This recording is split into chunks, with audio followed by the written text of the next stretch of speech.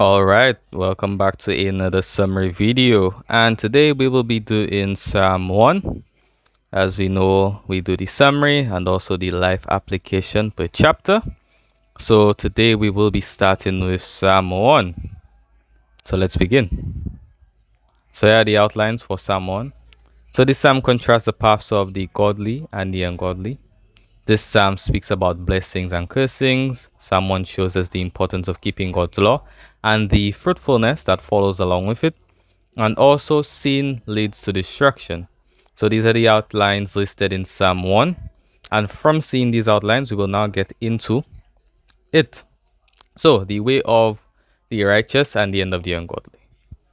So, from reading this psalm, we see that it gives basically the theme of the entire Bible. So, when we read this psalm, we see that it gives the theme of the entire Bible. The righteous who abide in God and His law will have a fruitful life and be favored by God. Verses 1 to 3 shows that there is a blessing for the one who does not walk in the counsel of the ungodly, and shall become like a tree whose leaf shall not wither. This analogy shows us the goodness that comes in abiding within God's way.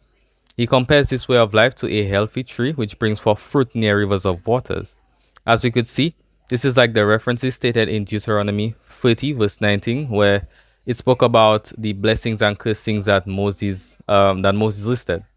If one walks in God's way, he shall be blessed, and if one does not, he shall be cursed.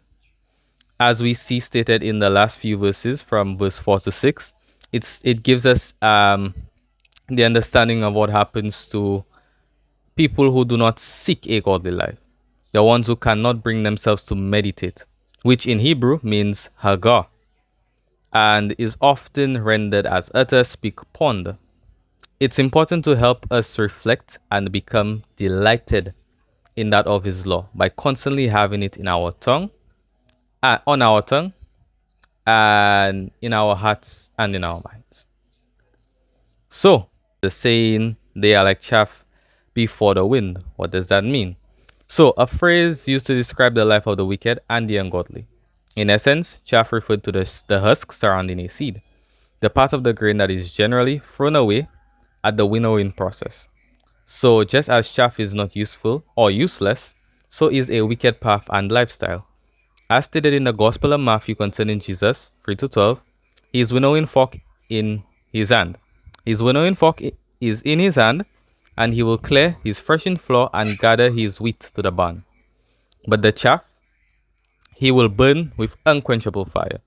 So, he will separate the righteous and the unrighteous, drawing reference into the Old Testament also, as we see from Psalm 1. So, what is the winnowing process?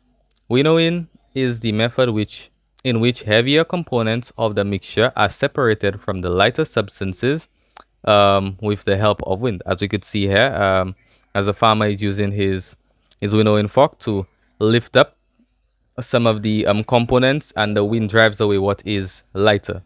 So that is what we usually refer to the chaff, and that is the winnowing process, as you could see from the two images here. So, life application per chapter. This Psalms gives a foundation to living. If we obey and abide in God, we will bear much fruit. We are given choices in life, and that is to do good by God or walk in the path of destruction. These two paths have very different outcomes. This is why we have to make the right decision and follow Christ. Following the wisdom of God is the wisest way to life.